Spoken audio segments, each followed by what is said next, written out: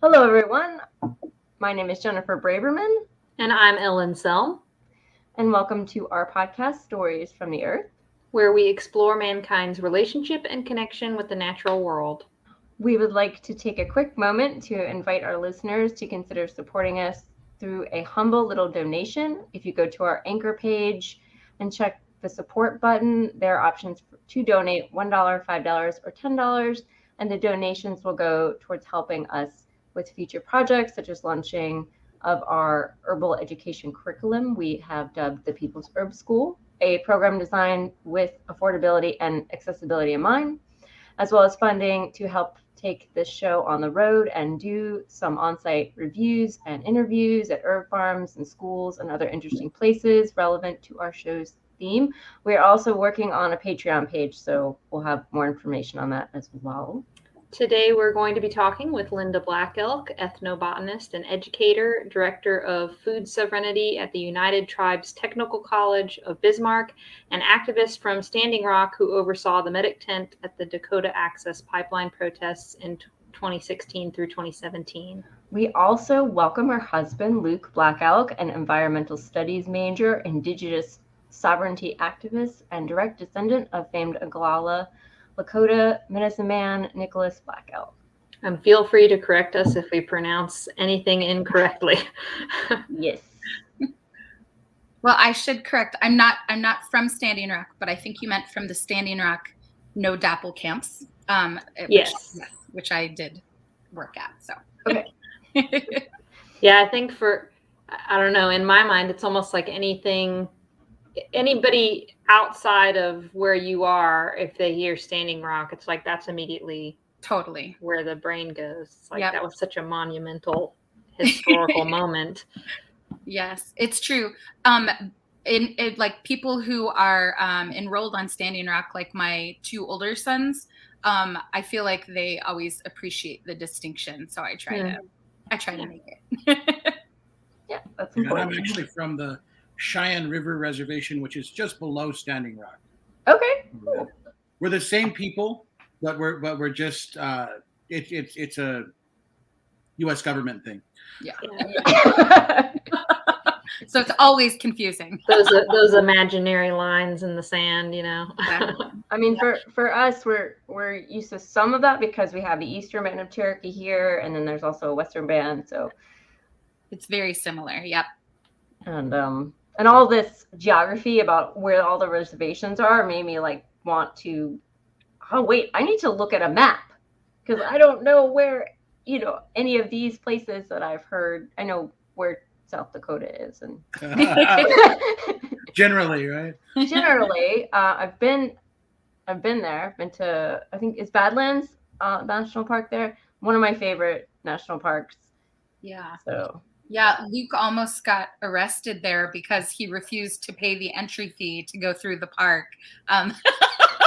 He was like, "This is my homeland. I'm not going to pay to go through my homeland." And the lady was not pleased, the park ranger, but it ended up fine. Well, that's good. I mean, none of us should. Well, anyway, none of us should pay to go see them, but that's a whole nother issue, I guess, or that's another podcast. Another podcast, yeah. And we support our national parks, but it was a different issue. Yeah, I mean, maybe there would be maybe the government can actually just support them with the monies and the free to the people or something. I don't know, something like that, right? Yeah, I definitely support them. I'm so glad we have them. Me too. All right, so we're gonna start with a question to Linda. Linda, tell us a little about yourself and describe how you got interested in doing a professional path with ethnobotany and medicinal herbalism. Awesome. Yeah. So I am honored to be here with you guys. I'm Linda Black Elk, and I'm the food sovereignty coordinator at United Tribes Technical College. Go Thunderbirds. So United Tribes is actually a tribal college. I don't know how many of your listeners are familiar with the tribal college system, but there are like over 30, I think going on 40 tribal colleges and universities within what's now the United States. And they are basically, fully accredited universities, but they focus on Indigenous people and having a decolonized Indigenous curriculum. So no matter whether someone is teaching like auto shop or calculus or, ethnobotany, our courses have to be culturally relevant, and they have to keep the indigeneity of our students in mind. And so I love teaching there. I teach ethnobotany and Indigenous food sovereignty, and I've been an ethnobotanist for a long time. I use that term instead of herbalist because of the academic aspects of what I do. But really, I think what I do on a day-to-day basis is I work with plants, and just like my mom before me, my mom, who is part Korean and part Mongolian, is, my husband can tell you, just an amazing ethnobotanist and herbalist in her own right, although she would never call herself that either. I've worked with plants my entire life. My grandmother also, my paternal grandmother, worked with plants as well, and incorporate tons of wild foods into our diet all the time. And we would go on walks together. And one of my very first memories is harvesting wild onions with her. So yeah, that really set the stage for me as I got older. When I started at university, which was kind of a miracle in and of itself, because I'm the first person in my family to ever go to college. But when I started, I had no idea really what I wanted to do.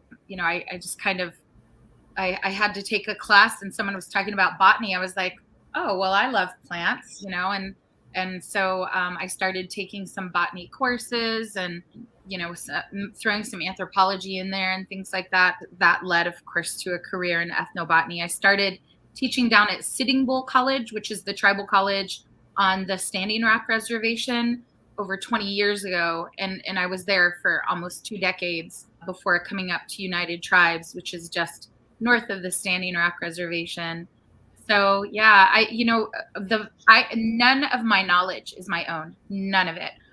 It is all the result of talking to elders and other knowledge holders over my lifetime so far, and them sharing this knowledge with me. The elders from Standing Rock and Cheyenne River, where my husband is enrolled, and talking to people.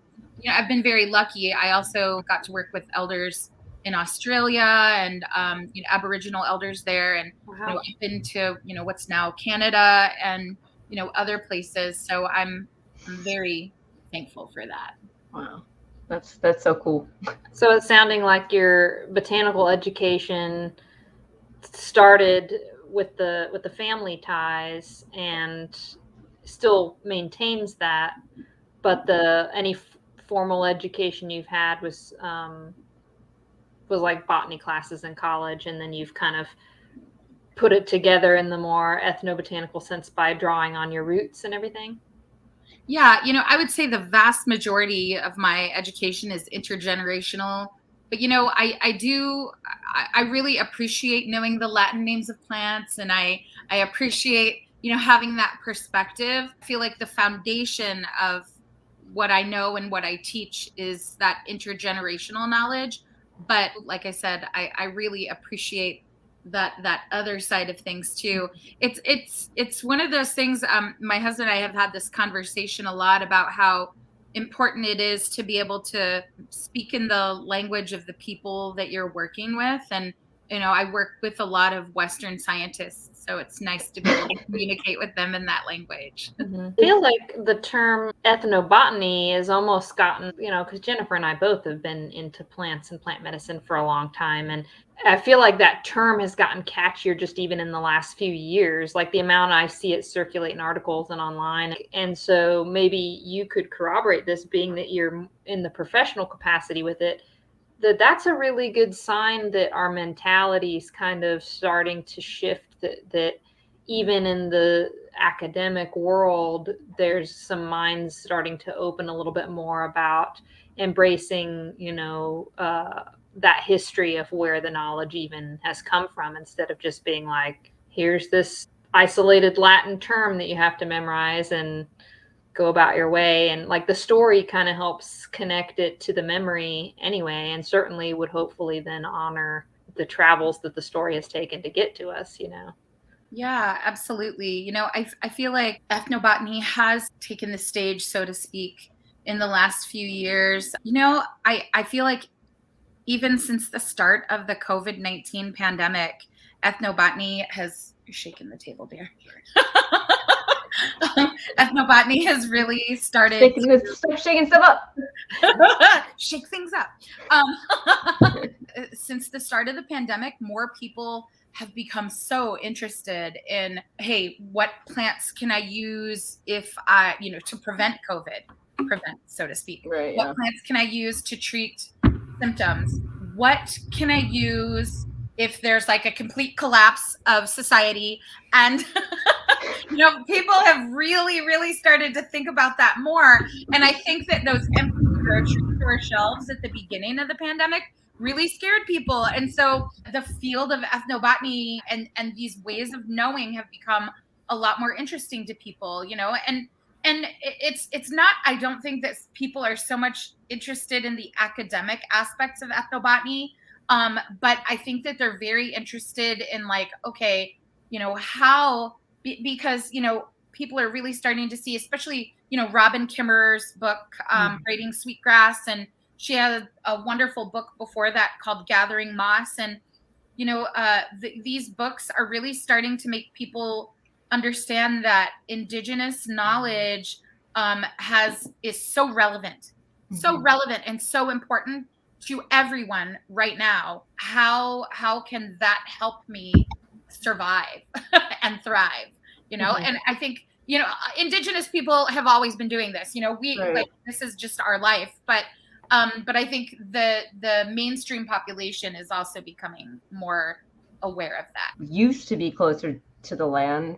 I think the native peoples have held on to that connection, where us non-natives have not been able to hold on to even some of the traditions we came over from Europe. Like, I know that we had herbal traditions and all kinds of other traditions that came over.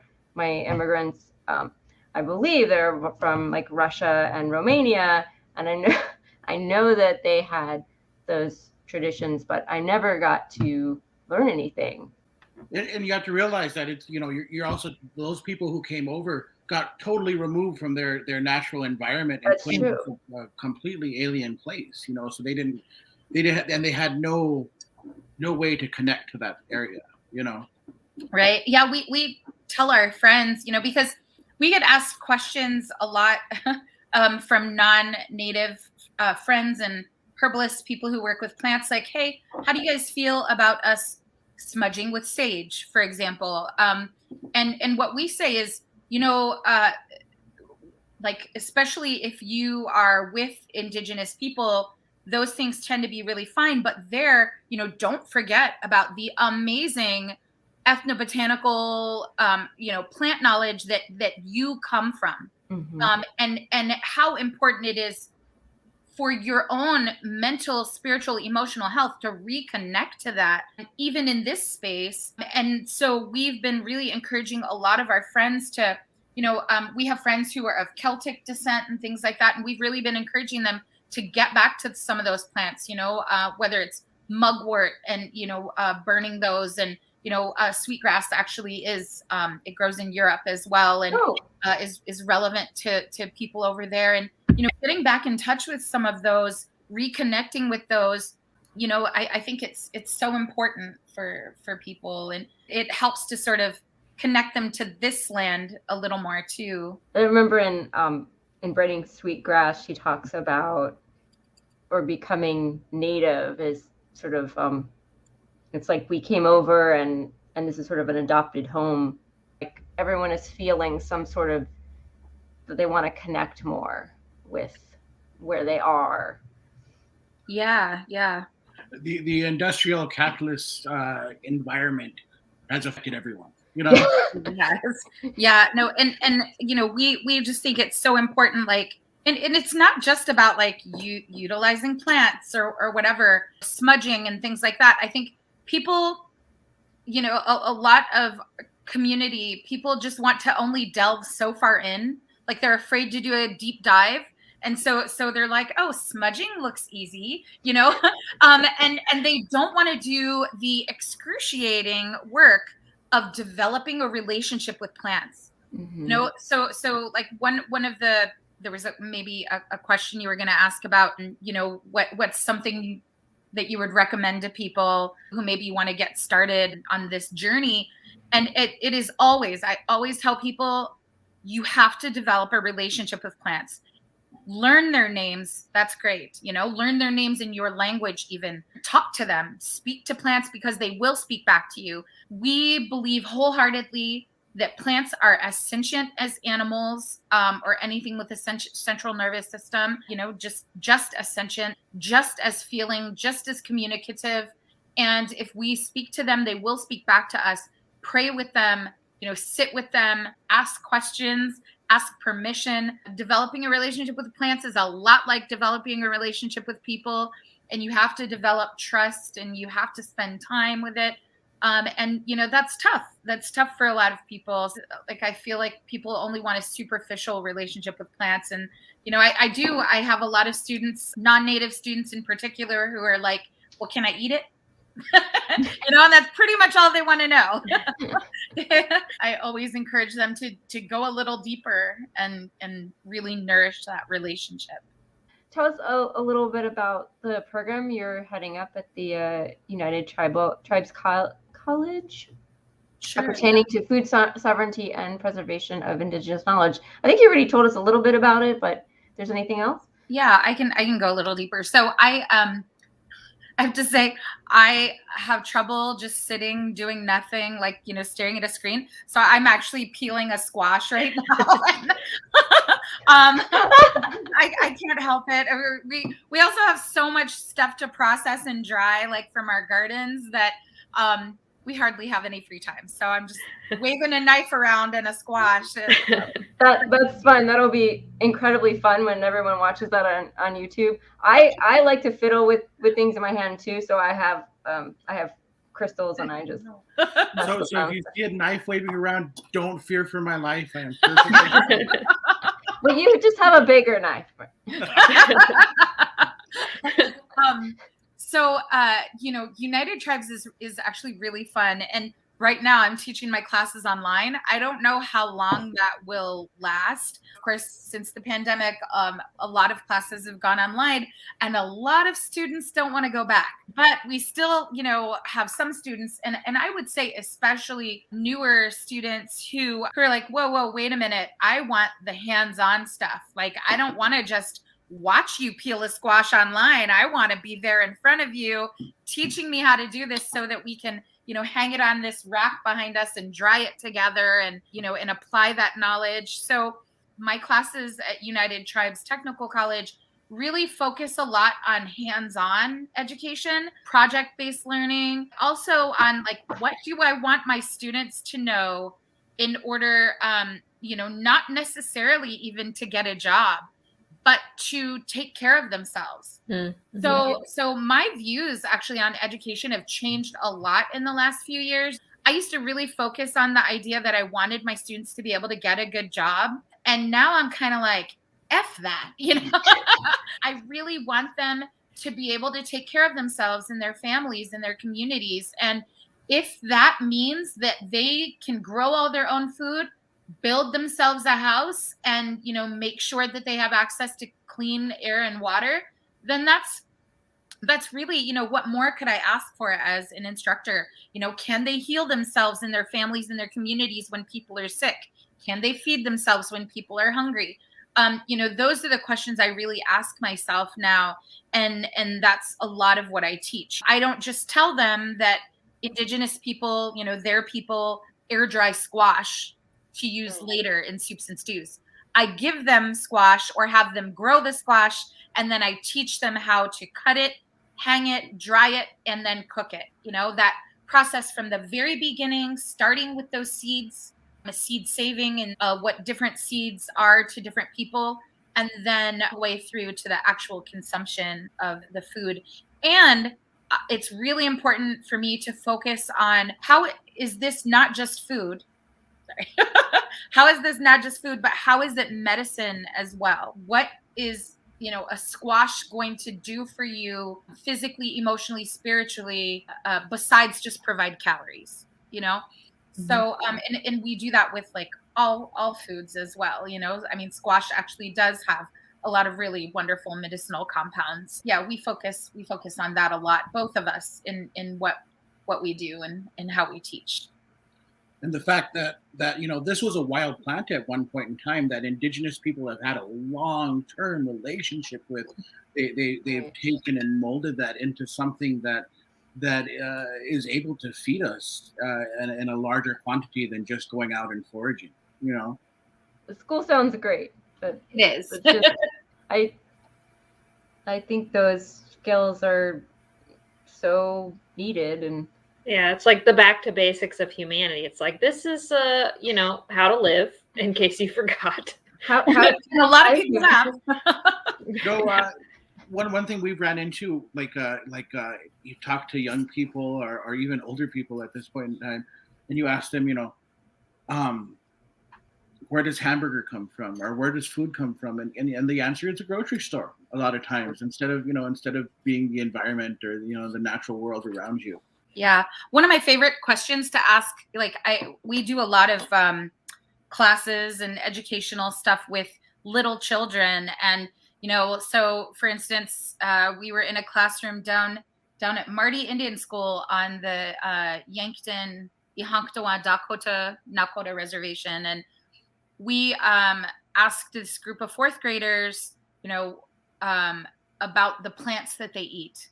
And a lot of them didn't realize that even if they're eating cereal for breakfast, they're still eating a plant, just no concept of where food comes from. And we've even had, I've never had a Native student say this, but I've actually had non-Native children, when I hold up an ear of corn, for example, they're like, that's not corn. Like, corn is the yellow stuff in a can, Wow. They've literally never seen corn on a cob even, and don't know that it, grows that way. So it's important for us to talk about that stuff as well. And when was the last time any of us ate something that wasn't either sweet or salty in any way? When was the last time we really concentrated on those bitter flavors? And because bitter is where all the medicine is, bitter greens and things like that. Coffee doesn't count, is what I always tell my students. Even when it's bitter greens, we almost always put salt or sugar, something sweet on top. Salad dressings have some of the highest sugar content of any processed foods. We try to talk to our students about how their palates have become colonized. Our minds have also become colonized, but our palates have become colonized, and we need to decolonize, the way that we think about food, but also even the way that we taste food. Build that bitter tolerance back up. I mean, I have some digestive issues, so in learning about them and how to help them, I found out that bitters are really good for digestion, and so then I couldn't eat, like, some people make bitters that you can buy, but I also had issues with that, so I started just eating like radicchio, like just a bitter hit of something, and radicchio is medicine, we really have forgotten that, straight up. Yeah, radicchio. It is. That's awesome. I'm really happy to hear that. A part of our COVID prevention routine is actually to take bitter tinctures. We do, of course, love to do teas, and we love to encourage people to eat bitter greens and things like that. But that's tougher than taking a tincture. Although if you ask our kids, andrographis tincture, they would rather eat a huge salad than take andrographis tincture. So, but we have, been talking about the importance of that. And I was actually looking at Moxie soda the other day. I don't know if you guys have ever heard of Moxie soda. No. Our son actually was interested in trying some of these weird sodas, like dirt soda and mustard soda, and these things exist, I promise you. But one of the weird ones he got was this stuff called Moxie, and I drank it and I said, this tastes really familiar. Is there mugwort in it? It's really popular up in the northeastern United States. Moxie, Moxie. Yeah. And so I looked up the ingredients, and it has gentian in it. Oh. Yeah, isn't that crazy? It's basically, I guess it started off as like a bitter tincture sort of medicine, like a lot of sodas did. But. Right. That's cool. We don't have, we're in the South, so we don't, in the Southeast, so we don't have that one. We've got a RC Cola. I remember RC. Yeah, no medicine in RC. And they took all the medicine out of most of the cola. Yeah. They did. All right, we have a dear friend who's an amazing forager, and he writes beautiful books. His name's Sam Thayer, and he is convinced that when people are craving Coca-Cola or any of those dark colas like Pepsi, they're actually craving bitter greens. That it's actually a physical response to the lack of the nutrients in bitter greens, because Coke, if you really think about it, it is highly sweetened, but it does have those background vegetal sort of bitter notes to it. Yeah, so he's convinced that if you're craving Coca-Cola or any soda, like dark soda, eat some bitter greens and it'll take your craving away. Luke, you are an environmental studies major, but that's a pretty broad title. So do you have a particular area of special interest that you're studying, or like a field that you're working towards getting into? Like, what's your plan going forward with that? So I do have a field that I'm kind of going towards, which is hydrology. And that's mostly because my people live right along the Missouri River. About 80 years ago, they installed a series of 5 dams along the Missouri, ostensibly to control flooding and create hydroelectric power and things like that. But it completely decimated tribal land. So my interest is in regenerating some of the cycles that have gone awry since then in the local environment. You know, we've gone from what was once probably a soft rain cycle, which means the rain would hit very gently to the ground, and then it would hit this riparian zone before it hit the river and kind of soak back into the earth and recharge natural groundwater, and kind of, you know, this was just a lush area. And since the dams have been installed, we've gone from that lush area where people didn't have to be on subsistence of any kind.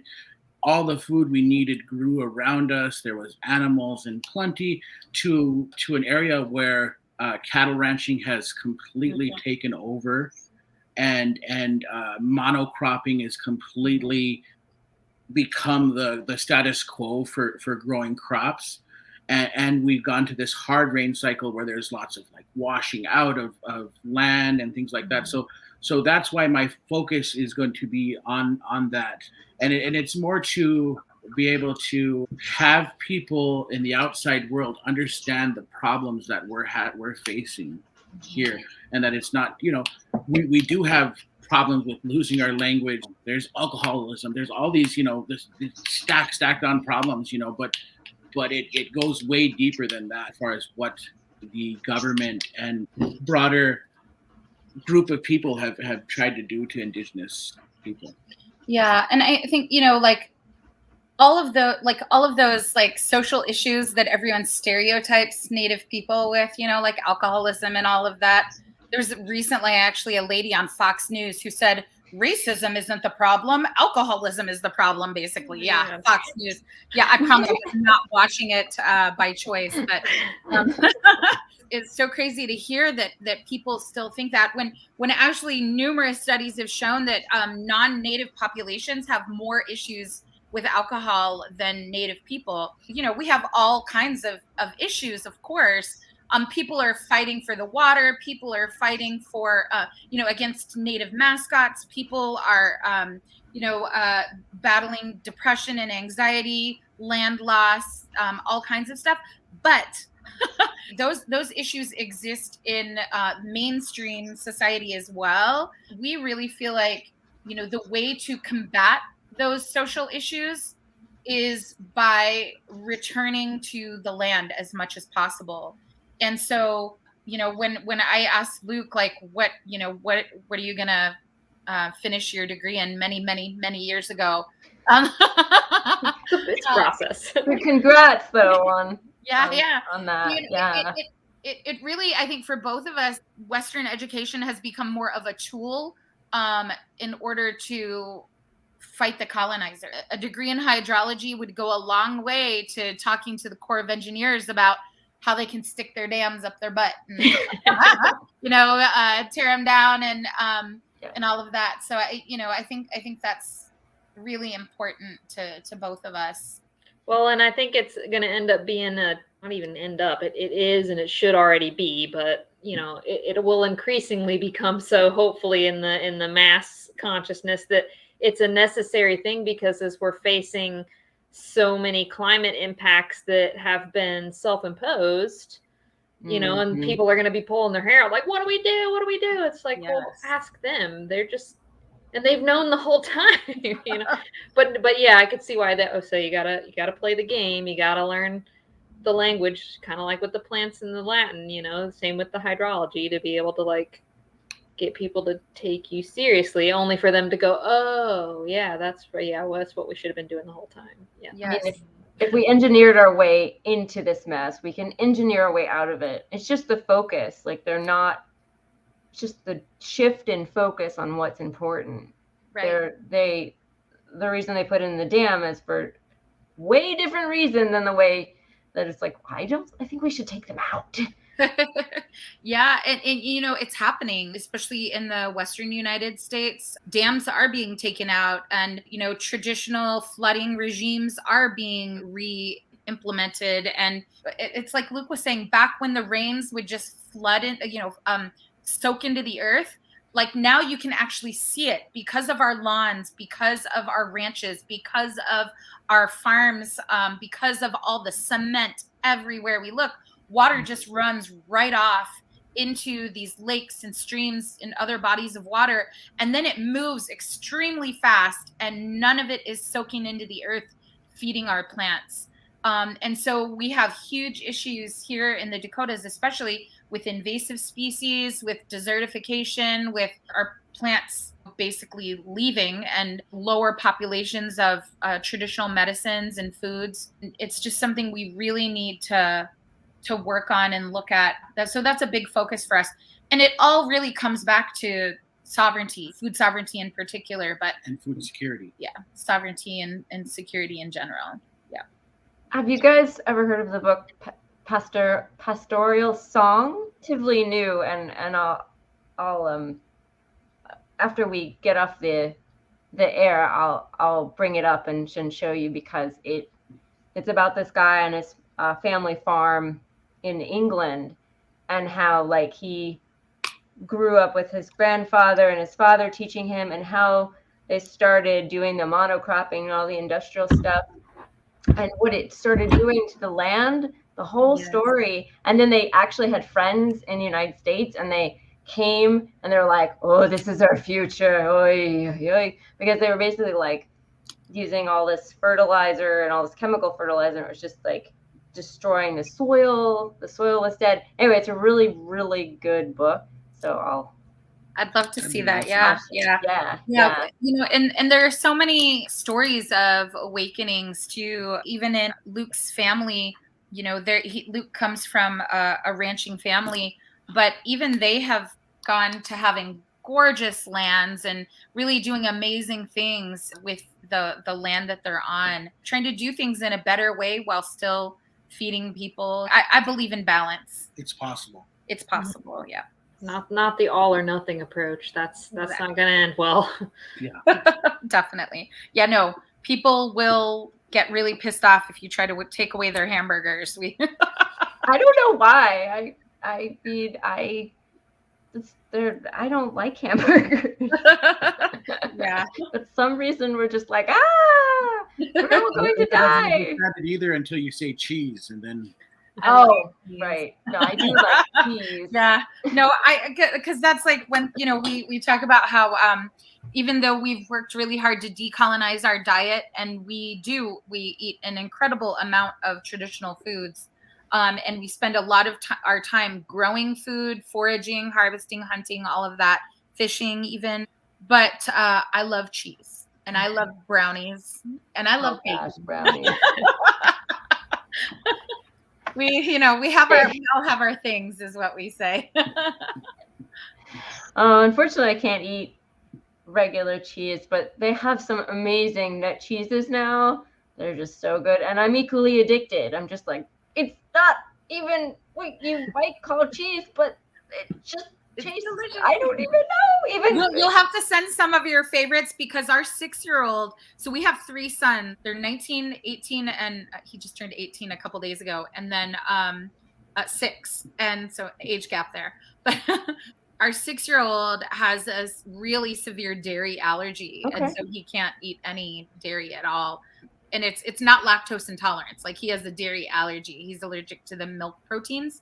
So we've tried goat cheese and all kinds of stuff, and he can't eat it. So he's very upset about it. Yes.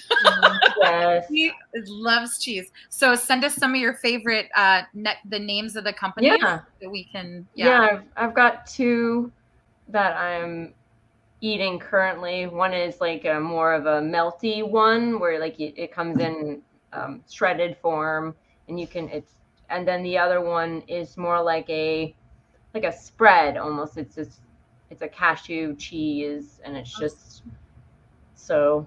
I feel like he might like the melty one better, but who knows? This other one is good too. Yeah. So well, sometimes he'll say to us, like, if we get him a burger without cheese, or make a burger for him without cheese, he's like, just put the cheese on there and I'll handle it. We're like, no. I mean, unfortunately, they don't taste exactly like cheese, but they do work, and they do just taste. Appreciate them for what they are. I'm just happy to have that grilled cheese. And cheese is kind of a weird concept when you really think about it. It is. Milk, non-human milk in general is kind of a weird thing for humans to be consuming anyway. So yeah. So how would you say you're both using your knowledge to work to build bridges between ancient ways of knowing coupled with modern science, the preservation of traditional ways coupled with relevance to our modern era? And I think, Linda, you answered that in a lot more context than Luke, so maybe you have something to add. Yeah, I do. I kind of take issue with the idea of ancient ways of knowledge, that terminology, and it's not, this isn't to chastise you, it's just to educate people, right? That makes it feel like somehow I'm like garnering knowledge, like sifting through the dirt, as an archaeologist, looking at things and like figuring out these things. This isn't ancient ways of knowledge. This is things that our grandmas and grandpas do. This is things that our grandparents did on a regular basis. Just like you were saying, your Russian grandparents who came over, they had a broader knowledge of what they needed to do to survive, right? So this is, it isn't bridging ancient knowledge with modern science so much as it is getting modern science to understand that Indigenous people have had scientific method and scientific knowledge for generations now. Forever. Yeah, and it's not something that's new with Western science. I think that Indigenous and non-Indigenous people have been taught by the modern education system. When first contact happened, which is a weird term that we won't get into at this time. When first contact happened, we were like these Stone Age people who were barely ugga-bugging around, around fires, and like scraping the dirt to survive. When there were millions of people just in the North and Central America part of this continent who were being fed by a farming system and animal husbandry, even though it's not the same kind of animal husbandry that exists in other parts of the world. We we weren't like petting buffalo and out there milking them for cheese, but we were, we had there were buffalo that existed on the plains. There were buffalo that existed in the woods, in the north, and tons of management systems to, like intricate management systems, intricate trade networks, that actually, interestingly enough, I don't know if you guys saw the article, but the modern interstate system, the quote unquote modern interstate system, actually follows indigenous trade networks. Wow. So those pathways really? We took to trade with each other are actually, you can see where the interstate system overlaps with those trade networks, and it's not that it's not an ancient system of knowledge, but it's timeless, maybe, right? And but also dynamic, right? Mm-hmm. I mean, it's not that we're stuck in time, doing these things that our ancestors did. It's that our knowledge is just as much, indigenous knowledge is just as much science, based on a relationship and long-term observation and experimentation with the natural world. And, it has, of course, evolved like everyone else has. We actually consider Western science to be a subset of indigenous knowledge, because indigenous science, indigenous knowledge, we have, like I said, all the experimentation, all of this empirical knowledge, the observation, and all of that. But we also never forget about the importance of dreams and visions and emotion and feeling, being connected and connection and sentience of non-human things. And Western science is sort of missing some of that. So it's really just a subset. It really only takes part of of stuff into consideration. And so we really feel like, indigenous knowledge is just as important and relevant and needed for answering questions today as it always has been.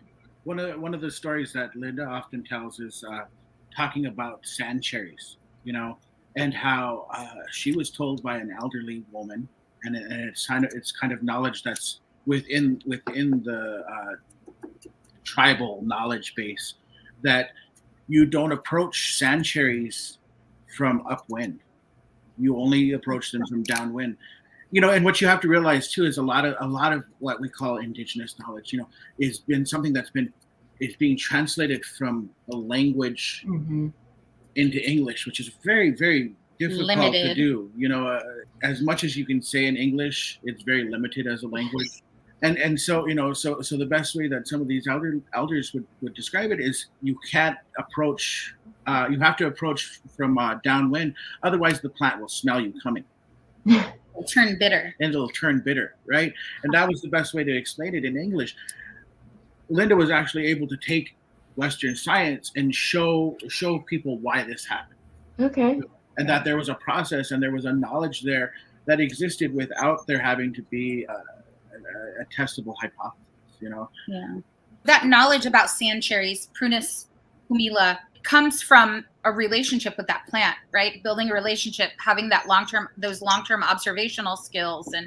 And so, you do approach sand cherries from downwind. Otherwise, they kind of do smell you coming, because they have these stomata that open and close. And if they pick up on, any animal, and it's not pheromones, there's something else we're giving off. I can't remember what it is, but they pick up on, whether it's a deer or a person, they will actually take that chemical signal into their stomata, and they'll start producing bitter alkaloids, so that the deer munching on them will not eat as much, and or the person munching on them will not eat as much.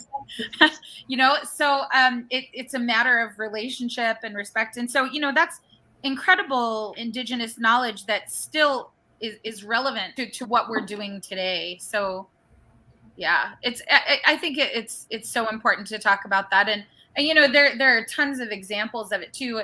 But that did, like, when we were talking about the stomata, I was working with a chemist up at North Dakota State University. So we were using those Western methodologies because we had a question about indigenous knowledge, not to prove anything, but more to say, hey, check this out. Isn't this cool? Because I do think the two knowledge systems can work together to create something that's more interesting. And like that process was sort of the process of trying to find a common language for it. Like you were saying, Luke, English being very limited. And so people are thinking almost too literally maybe about like the plant smells you coming in does that. It's like, but then if you can show through that scientific method, well, like this is the process of what is happening, then it's like suddenly I guess it clicks in the English brain of like, oh, okay, yeah. Now I see it. Now I see what you meant. It was just a matter of communicating it in the same, finding a way to say it that everybody understood. Yeah. Exactly. I mean, I think another really great example of that is the Three Sisters gardening system. I don't know if you're familiar with the Three Sisters, but of course, it's corn, beans, and squash. The corn, it serves as a stalk and provides the corn, of course. The beans climb the stalk, but the beans are also putting nitrogen back into the soil, because they're a legume. And then the squash are spreading out on the ground, shading the ground, holding in moisture, and preventing the growth of weeds. And so the way English that's translated as the Three Sisters, like this indigenous concept of these three plants are really good relatives to each other. They're really good to each other and they help each other grow, kind of like sisters. And so, but when we look at that from a Western perspective, of course, it's not as beautiful, but we say, oh yeah, one's a stalk, one serves as a nitrogen fixer, and one serves to shade the soil and prevent the growth of weeds. That's pretty beautiful. It's pretty cool, especially if you're a gardener. But I think seeing those plants that, of course, indigenous people realized corn, beans, and squash weren't related on a genetic level necessarily, but recognizing that they take care of each other is important. They're a adopted family. They're a family you find or family you make. Yeah, which actually for Lakotas is, family that you choose. That's what I meant. Sorry. Is more important than, I don't know about important, more like of a serious relationship than ones that you're just kind of thrown in with. Right, like sometimes you don't quite get along with your closest blood relative for whatever reason, you just don't know, but like somebody who you're not related at all, you're like, you're my best friend. Yep. I'm surprised we're not related. So I was thinking when you're talking about the two languages and everything else, so it's almost like there's two different ways of looking at the world, the planet, and it's like also we're using two different languages to express those two different viewpoints. And so we're all trying to figure out how to communicate both of those, both in language and in practice, concept. So. Yeah, absolutely. Yeah. I mean, it's true. It's kind of like communicating with plants, right? You have to learn their language, and it's not the one we're all speaking in now, So it takes time, and that's okay, And when you explain, about the Three Sisters, and then also how the science behind it, it's almost like those signs with different languages on them. Right. You're looking at them in the same way, different way at the same time. You've both been invited to give lectures in various countries around the world. And what has been the subject to prompt these invitations, and has your platform found relevance on a global stage, and how does it translate to a global message? I guess this is maybe for both of you. Yeah, only in that to kind of add to that, Luke, I think you've done some educational work alongside Linda as well. So what are some of the things you've both worked on, for that matter? First of all, we love meeting new people and talking to people, even though both of us, I know it doesn't seem like it all the time, but we are major introverts. But you're in good company. This is like, wow, it's a big day. I'm on a computer screen. Well, and the thing is we're on computer screens all the time, and we do podcasts and interviews and classes and workshops and things all the time on the computer and in person, and all over. It's okay, dear. Take a deep breath. I can like feel just talking about those things making him anxious, you know? Oh no. Yeah, we both have major like social anxiety too. It's so important to us to like get this message out because we can't do it alone. You know, I mean, I think that's the biggest thing is that, you know, when we talk about like Luke and his family started a model sustainable community on the Cheyenne River Reservation. And it's really one of the first like model sustainable communities of its kind, completely off grid. His sister lives there full time, experimenting with solar power, experimenting with wind power, different sustainable house, permanent sustainable home designs and things like that, and how they can be reflected in traditional home design. It's amazing. We want the whole world to be doing that. We don't just want that on this little spot on the Cheyenne River Reservation.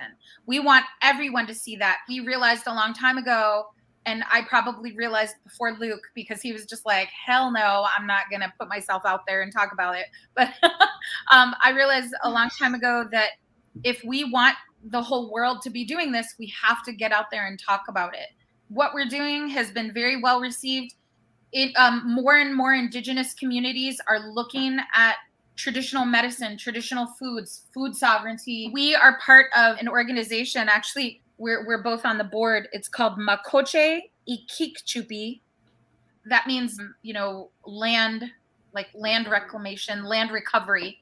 We're actually building an Earth Lodge village on Dakota lands in Minnesota. And, you know, it's like they're such beautiful structures, Dakota Earth Lodges. Those Dakota Earth Lodges, even though that's a way for Dakota people to reconnect and all Oceti Shakowin people, even though that's a way for these Indigenous people to connect, it is a viable solution for everyone. I think that it is a viable solution for everyone, and I think, you know, that we have to realize, you know, North and South America have sustained people, millions of people for thousands of years. You know, and we can bring that back. We just have to stop depending so much on industrial agriculture and monoculture. And, you know, and when we speak of it, when we talk about Indigenous communities, we're not just talking about Indigenous communities here in North America or even here in North and South America and Central America. There are Indigenous communities all across the world. We all need to get back to our Indigenous ways, you know. It's like you were talking about the farmers from Europe who were, you know, who were seeing this happen, you know, and you know, it's a battle against McDonald's and that ilk. Not, you know, not to say that I don't enjoy the occasional Big Mac every so often, you know. They make them tasty, right? You know, there's a reason they do that. But fighting against that in every way possible, and people are so scared now because they're like, oh my God, look at you know, McDonald's and Taco Bell are all hiring. Why aren't people working there? And it's like, maybe people are just getting more informed about what they want to eat, you know. And they're like, screw those guys. Because they don't make them tasty. They make us think they're tasty. Right? I mean, there are things specifically put in those processed foods to make us really believe that those things taste good. When in fact, if those, you know, if you took out just 2 ingredients from a Big Mac or whatever, like sugar and MSG, you probably would not think that they tasted so good, you know? It's important for us because, you know, industrialization, colonization, it doesn't just impact people of color. It's impacting everyone. And, you know, we used to have discussions about how kind of like how brown people are kind of the canaries in the coal mine. Like everyone talks about like, oh, diabetes in Native communities or alcoholism in African-American communities, drug use in Black communities. I mean, you know, it's everyone is talking about that, but no one is seeing that it's everywhere. It's just much more well hidden in white communities. That stuff is just rolling forward and we're starting to see it more and more. There are just as many white heroin addicts who are our school principals and doctors and lawyers as there are of any other group of people. We all need this. The issues that we've been facing as people of color and Indigenous people worldwide, it's starting to impact other, you know, communities as well. So yeah, I mean, you know, it is also important for us to connect with Indigenous people all over the world, not just because, you know, my mom is an Indigenous woman from not from North America. we look at how climate change is affecting Indigenous communities all over the world, whether it's up north of the Arctic Circle or some of our friends, who live in countries in Southern Africa who are just roasting every summer now, how they are dealing with climate change is eventually probably how, it's going to give us really good clues as to how we're all going to have to start dealing with climate change, because it's hitting those Southern peoples first. No one's spared. No, correct. We're all in this together because we all live on the same planet. I think one of the best memes I've ever seen is there is no planet B, Right. Yep. Exactly. Yeah. Or we also love the meme, that old cartoon when they talk about how, we'll try not to pollute this particular river because, that's an important river. But then there was a meme that came out with like the peeing section of the pool. Right? It's kind of all going to affect us the same. We're all getting pool pee. Yes. Can you define and explain what a sovereignty activist stands for? I'm assuming that title is referring in particular with your work to Indigenous sovereignty. Is that correct? Like, when Linda said, can Luke be on the show too? He's this, and this. And she said Indigenous sovereignty activist. So tell us more of what that entails. Indigenous people are inherently sovereign. We were a people before, before America. Before America, we were sovereign nations. There were many sovereign nations across this continent. It's about reestablishing that idea, self-determination, getting Indigenous people to realize that we are, if we choose to be, we are United States citizens second, and hold loyalty to our Indigenous selves first. Whether that's something that you hold in your heart, or whether that's your tribal nation and its ideals, you have to choose those things. But that we are sovereign, and it's kind of a hard question to understand, because you have to have some knowledge about the tribe and its process of going through the different tribes, and when I say tribe, I speak for my own tribe and our process of having to go to the Supreme Court in order to get decisions finalized with our treaty rights, and how those things affect us. We can't just make decisions for ourselves in a lot of ways, right? We can't process a lot of our own criminal. There are ways for our people to deal with criminal activity, and if we were able to deal with the crime within our own boundaries, in our own traditional manners, I think things would be a lot better for us. Instead, when things happen, there's what was called the 7 Major Crimes Act at one point in time that was in place by the government, the specific branch, I can't remember. I think it's up to like 22 or 28 different crimes that happen within the reservation boundaries that we can't deal with within our own court systems. Right. They get prosecuted by the federal government rather than tribal governments. Which is just a part of the ongoing, you see a lot of the talk about the boarding school and the atrocities that happened there.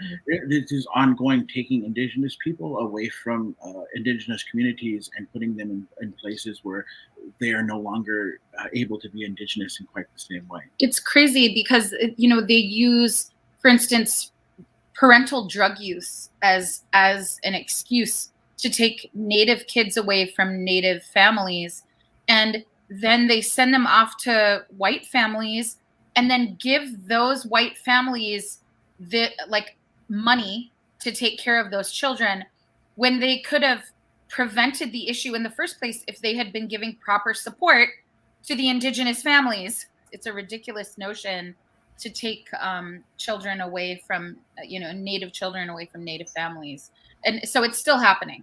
The boarding school era is different. And frankly, the boarding school era never ended. I mean, there are still boarding schools and native boarding schools. We have big issues with what's going on within the foster care system as well. It's just another way of taking native kids away from their families. So yeah, that's like there's not any particular effort to be like, okay, we'll place them in a home of another Indigenous family for the time being. Like they won't even try to keep it in-house, so to speak. I mean, it's wow.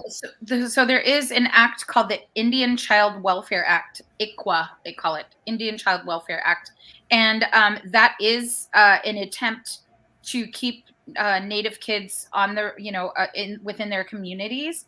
It is very easy to bypass that, unfortunately, by saying, oh, there isn't a family available, or, oh, one of the parents wanted the child to be sent away because they're worried about the influence of, other family members and things like that. It's a tough situation. More of the government's penchant for talking out two sides of their mouth of like, oh, yeah, you're sovereign, except A, B, C, D. Except these things, exactly. Yeah, and so a lot of the work that Luke does has to do with that, So, for example, okay, so I have to say this. It's very hard for most Indigenous people. I didn't grow up on the res or anything, but it's very hard for most Indigenous people to talk about themselves. So like Luke would never probably say this, but he's done extensive work. For example, down on the Pine Ridge Reservation where his dad is from, he was able to help eliminate alcohol sales, and he worked for a long time to eliminate alcohol sales close to the reservation. So in the off-reservation town of White Clean, Nebraska, they were selling millions of dollars worth of alcohol to Pine Ridge residents every year, when really by treaty, there was not supposed to be an alcohol establishment within so many miles of the reservation. So they were literally breaking the law. So Luke has done work in that, the sovereignty aspects of saying, hey, you have to respect these treaty rights, and has always been a part of various treaty councils and reading the treaty that impacts his people specifically. So yeah, important stuff. So you might have touched on this question, Linda. So as a Caucasian person with colonial ancestry, I can't talk today. I don't know. Who wishes to be an ally and make amends in my timeline, what do you think is the most appropriate and respectful way to approach furthering my knowledge of Indigenous plant medicine and learning more in general from and about Indigenous peoples without being appropriating? Yeah, this is like a huge issue, and I know Luke will have something to say about this too. I think it's so important, like I was saying at the beginning, for non-Indigenous people to get back in touch with their traditional plants and their traditions and their ceremonies and things like that. Obviously there are some Indigenous people who will, who are happy to share knowledge and information. Even though I'm a teacher and I love to teach, there are things that I won't talk about publicly. There's things that have been shared with me that I don't share with others because, that's been requested. I think that it's really important not to commodify Indigenous knowledge. So if you are not Native, don't buy traditional plants from places like what's that American urban there was Urban Outfitters was selling sage and little shells to burn sage in, and that was of course a horrible, I mean, just absolutely horrible. And they were using Salvia apiana, which is not only an important sacred plant, but a plant that to many Indigenous people, but it's a plant that is being severely over-harvested in the wild. And so, I think it's so important to not do those kinds of things, not allowing your people, your friends to colonize Indigenous medicine or to commodify it. It's exhausting for us sometimes to try to always, be on social media and say, you might not want to be doing that. And so we really need our allies and our friends to tell each other. Right? Like do that, like take that lead up because I'm tired. Along with like trying to get in touch with your traditional knowledge and things like that, I think it's important to say also that we were talking about Salvia apiana and how it's being overharvested in the wild. There are a lot of plants that are being overharvested, and so maybe sometimes consider leaving those plants for Indigenous people and finding really beautiful, great alternatives. So, for example, OSHA is being overharvested at a pretty drastic rate. So why not use things with similar properties like lovage, for example? There are others that are great alternatives to Ligusticum porteri or, OSHA root. I think finding those things out and, helping each other, supporting each other, I think it's so important. And I think that realizing that, especially if you travel across the country, that you're going to be in different Indigenous territories as you go along. One of the problems we ran into, not really a problem, but one of the difficulties we've run into is so like one time there was a gentleman who learned about a certain plant from one Indigenous community, and within that community, it was perfectly okay for everyone to have access to that plant. It wasn't a big deal. You could go out and pick it at any point in time. The things that he was taught from that group of people was completely different. When he got around another group of people, they had strict rules about that plant and about its usage, about who could touch it, about what what went into gathering that plant, and so realizing and respecting where you're at, and as much as you can. I know that you can't gain intimate knowledge about every I can't even gain every knowledge about every tribal group across this country.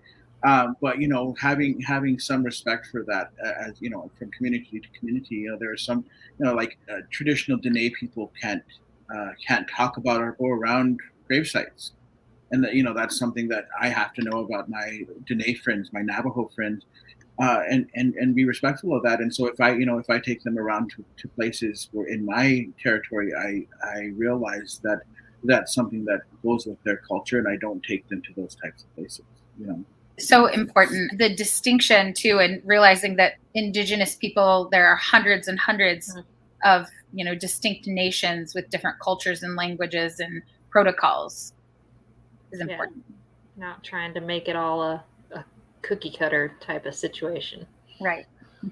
That's definitely good to keep in mind, and something that, like, I know that there's a lot of tribes, but I didn't even think about each tribe had so many varied ways of living and stuff like that, and working with each plant and everything else. And it's, wow, my mind is like, I guess when we were writing the question, I was thinking about, like, if I wanted to learn more about, like, the Cherokee is the main tribe here, more about how they use the plants in this area, just to learn more about my home and where I live.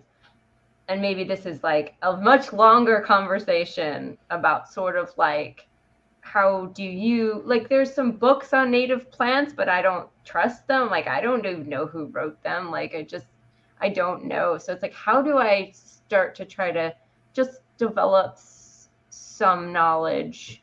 And I do love the idea, and I didn't even really think about it, about going back to my roots and trying to learn more about the ways that the people in Russia dealt with herbalism and stuff like that. So I'm definitely going to be researching that as well. So that was my question. How do you even ask? And it might be something that I don't want to disrespect anybody. I just feel very awkward. I feel even almost like I don't maybe have, even just because of what, there's so much between what the the history is complicated, and you're just trying to not bring all that into the present when I you're want just to try to yet to connect. I think that's a really valid question.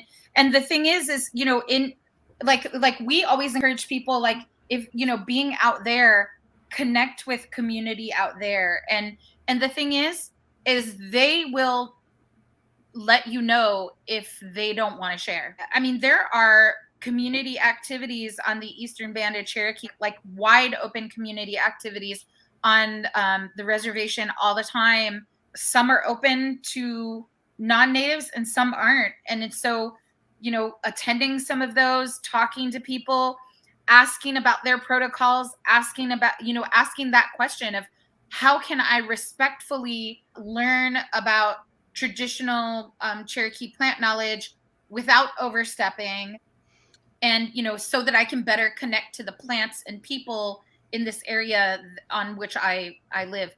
It's a wonderful question, and it's going to vary from place to place. I think people are often scared to get in touch with the people in their area, right? You don't want to do anything disrespectful, and you're also kind of like, yeah, they've probably had enough of questions, right? I mean, yeah. and that's totally okay.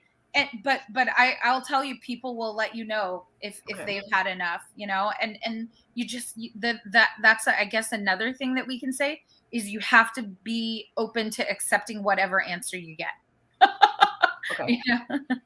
This kind of piggybacks on that sort of topic, but I want to think of it in a broader sense, okay, in the human community sense. But starting more specifically, I think that despite the horrible history that your people and really all Indigenous people on, at this point, almost every continent has had to endure, and things that they've been robbed of, it's still inspiring how much you've managed to preserve and continue working at regrowing and strengthening and protecting your knowledge and literal tracts of land and bodies of water and songs and languages. And there's, I think that that's very fortunate to have deeply rooted ties to a place and a people.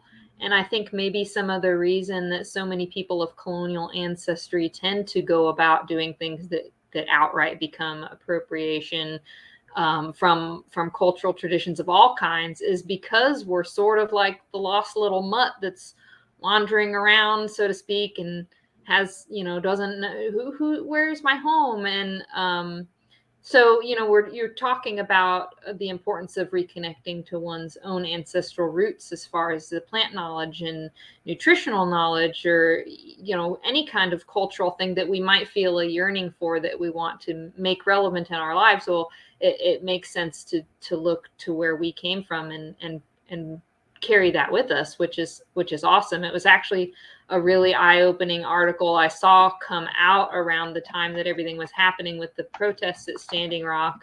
There was an article saying, don't come here if all you're doing is coming here to be like, just teach me your wise ways. It's like, no, you're here to listen, and you're going to help the way we need you to help, or you don't need to be here at all. And it kind of had this sort of side note of, by the way, if you care that much about this sort of thing, like, just learn it from your own background. I think I wrote that article. Oh, that might have been very well done. It was like, yeah, it was the best thing I had read of, like, put people in their place in the most profoundly important way possible.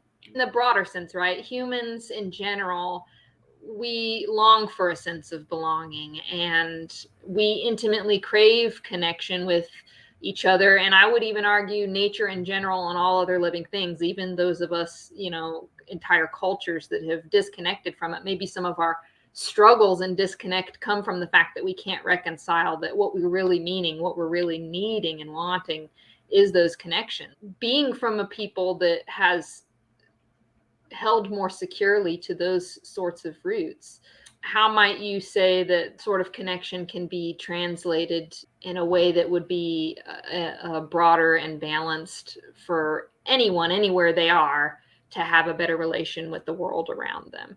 because I have been making, actually since reading that article, more concentrated efforts in learning roots of what, went into my DNA and so forth. But here I am sitting in North Carolina with no plans or capital to go anywhere else anytime soon. There's still that feeling of like, well, I want to do right by the place that I am. And I'm not even just meaning in terms of, the subject we just covered, in terms of, because that is important, making that bridge with the people that were here first, but also in the present, the land that I'm on, that sort of thing. Yep. I don't know how you might conceptualize that. Something I'll say here, and I've talked about it before, is that I have the privilege of living in a place where I can walk outside and, within 10 minutes, I can be gathering 200 different plant medicines and foods and things like that.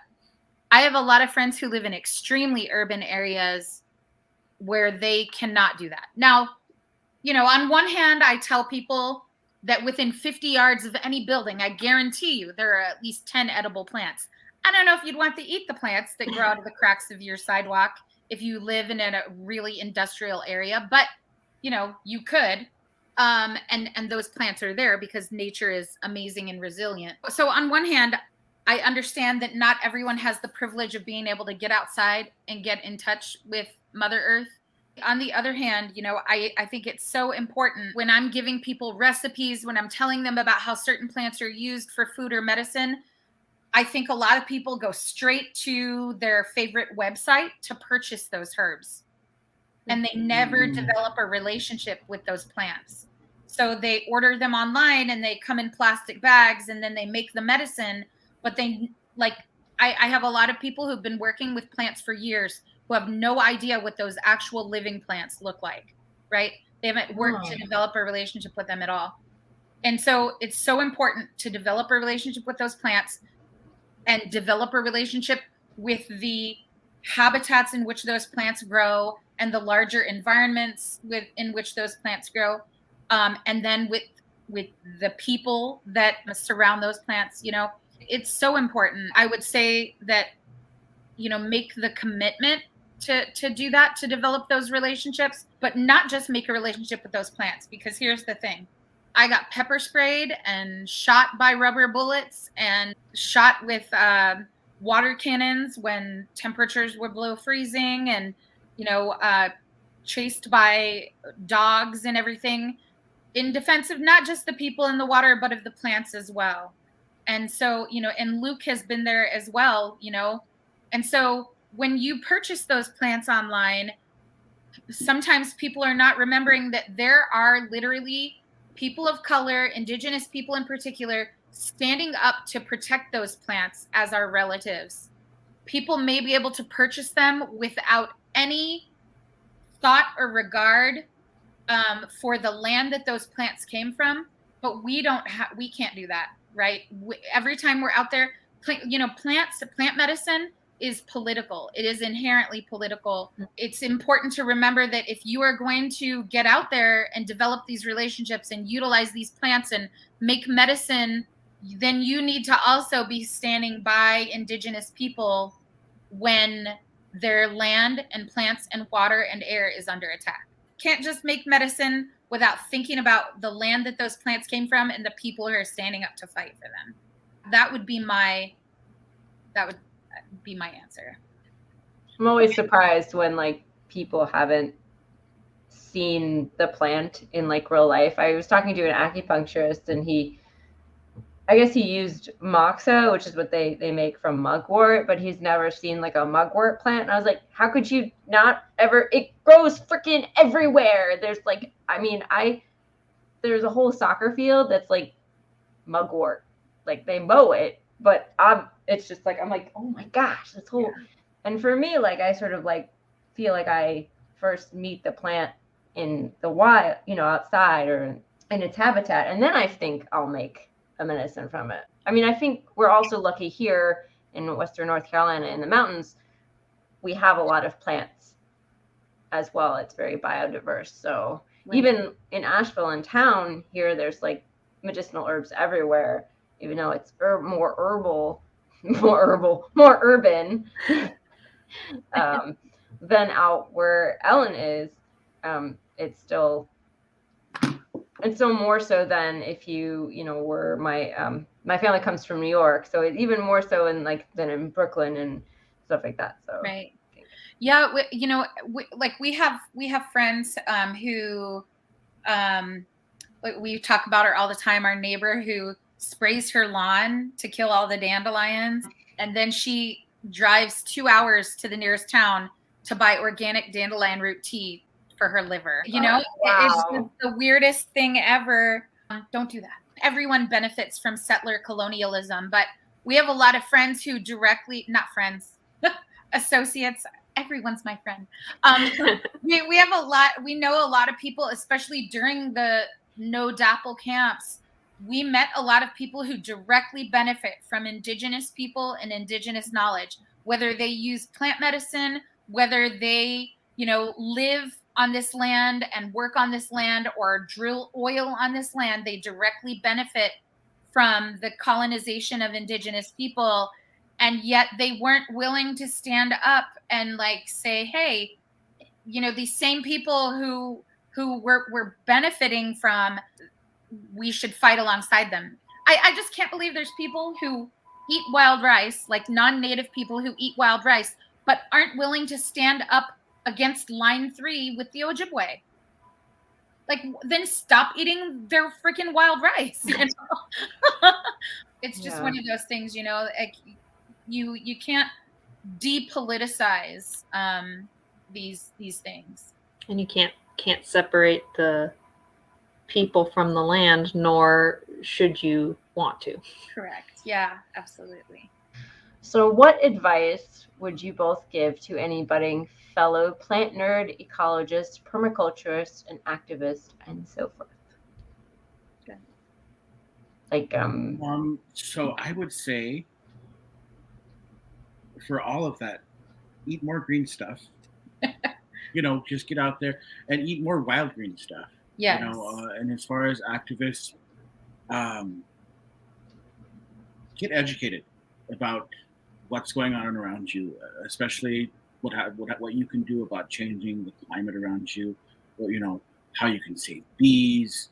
There are just so many issues, and that's one of the things that's hard with being an Indigenous activist, is that you have to have such a broad knowledge base about so many subjects, but the thing is there are so many things out there that are going on, and so get yourself educated about what's going on around you and how you can support those things. Yeah.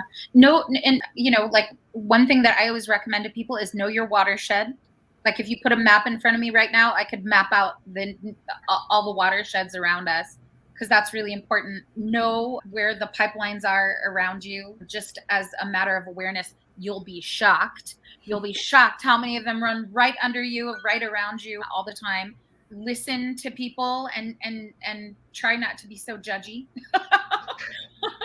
There's so much judgmental stuff going on. Like Luke said, being aware, because the thing is line 3, the no DAPL movement, not the only 2 important things going on right now. We have friends up in the Northwest who are fighting Trans-Canada and, fighting the Trans Mountain Pipeline. And, our friend Kanahus Manuel, she put up tiny homes right in the path of these pipeline that's threatening her water and land and Secwepemc sovereignty. We have friends, native and non-native, who are fighting pipelines down in your area. Mm-hmm. Her sitting in trees to try to prevent these trees from being cut down. And, we need to be aware of all of these. And, Bears Ear National Monument, still not completely safe down in the Southwest. We try to be aware of all of this. Our relatives in Central and South America who are fighting many different climate issues. There are people in Africa. There are people in Europe who are still fighting these things. Yes, yeah, there are people in Europe fighting pipelines in Europe. It's not just here, and we try to be aware of all of them so we can stand with them when they need us. And this is another thing that I recommend. anytime you start feeling tired, anytime you start feeling exhausted when it comes to, activist work, like I remember being, I was like literally complaining about how tired I was and just about how little impact I feel like I'm making. And like, I look up in this lady who is in her 80s, who has been fighting. She's been an activist since the civil rights movement, got up on stage, and I thought, oh, holy crap, I have no idea. I have no right to talk about how tired I am when this woman is still fighting the fight in her 80s, and like Luke's mom, Candace Ducheneau, she's still fighting the fight in her mid 70s. We have to remember that anytime we're feeling tired, that there's people who've been doing this a lot longer than us, been arrested way more many times than any of us, and stand with them too. So keep chipping away at it.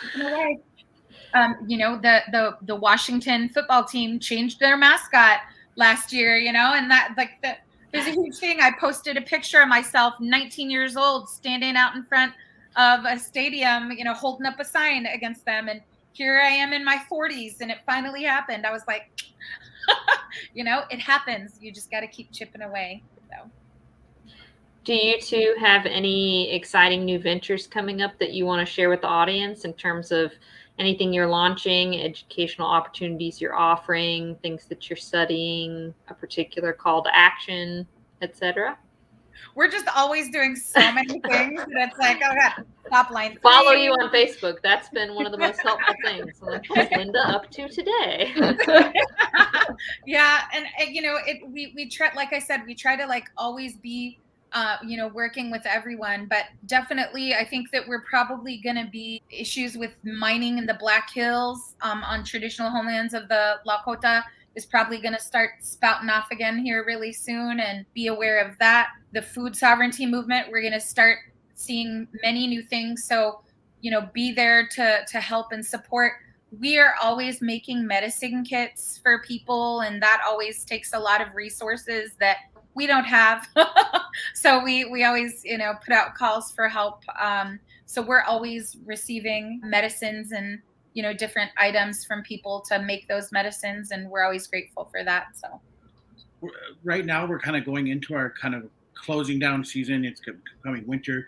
We have a really harsh winter in the Dakotas. So we'll be kind of shut down for about 3 months or 4 months, 5 months sometimes. But next year when spring starts coming around, we encourage everyone to start doing gardens, more and more gardening, more and more wild foraging.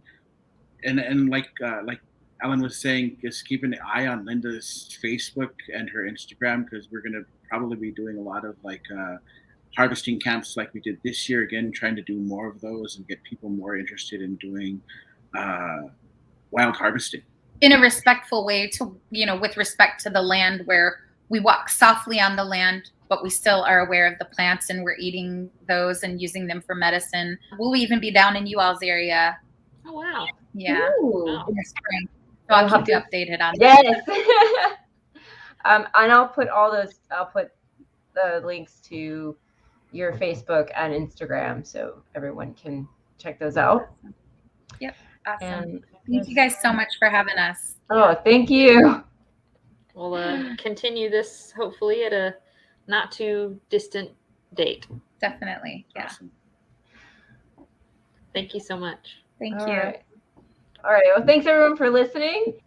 Join us for our next episode, and we'll be speaking with farmer and herbalist, founder of Enchantment Creek Apothecary in Wyoming, Heather Jones. All right. Bye. Bye. Thanks for listening.